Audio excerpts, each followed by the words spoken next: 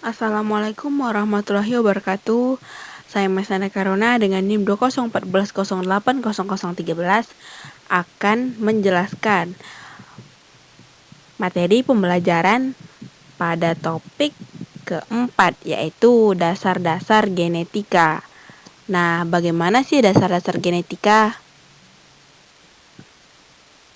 Untuk mempelajari dasar-dasar genetika, yang pertama kita akan mempelajari tentang pewarisan sifat berdasarkan hukum Mandel. Nah, hukum Mandel 1 adalah persilangan monohibrid atau persilangan dengan satu sifat beda. Sedangkan hukum Mandel 2 persilangan dihibrid atau persilangan dengan dua sifat beda. Dari situ kita bisa melihat mono dan di. Mono artinya satu dan di artinya dua. Nah, bagaimana sih persilangan tersebut? Bisa kita lihat pada gambar.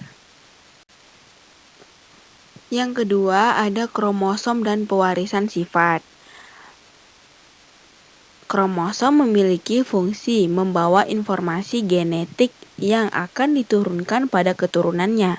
Jenis kromosom dalam setiap makhluk hidup meliputi kromosom tubuh atau autosom dan kromosom kelamin atau gonosom.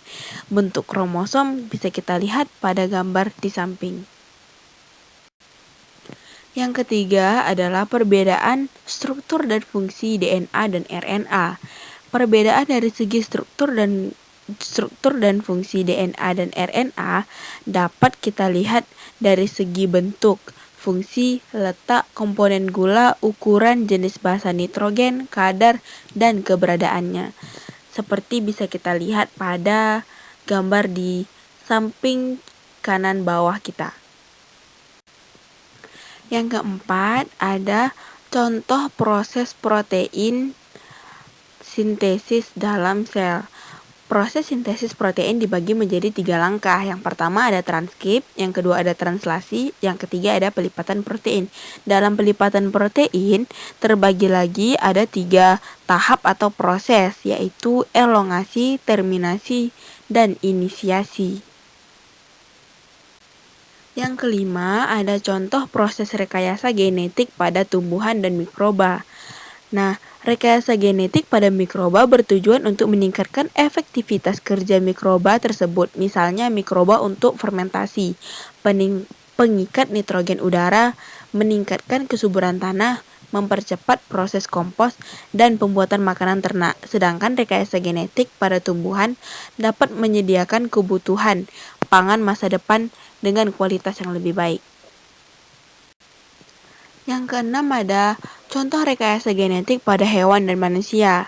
Nah, memodifikasi materi genetik hewan telah banyak dilakukan dengan tujuan untuk berbagai macam manfaat yang bisa diambil, antara lain bidang sains dan kedokteran, pengobatan penyakit, dan modifikasi hasil produksi hewan.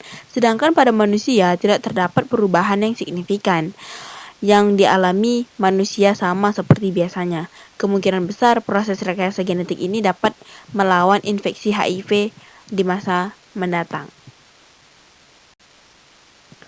Yang ketujuh, dalil yang berkaitan dengan pewarisan sifat pada manusia terdapat pada Quran Surah Al-Ahqaf ayat 15. Sesuai pada gambar kita bisa melihat bagaimana sih proses persilangan tersebut dan bagaimana sih pewarisan sifat tersebut bisa diwarisi oleh anaknya. Nah, nanti akan kita pelajari pada materi berikutnya. Sekian, terima kasih. Jika ada kesalahan kata, saya mohon maaf. Saya Mesana Karona. Wassalamualaikum warahmatullahi wabarakatuh.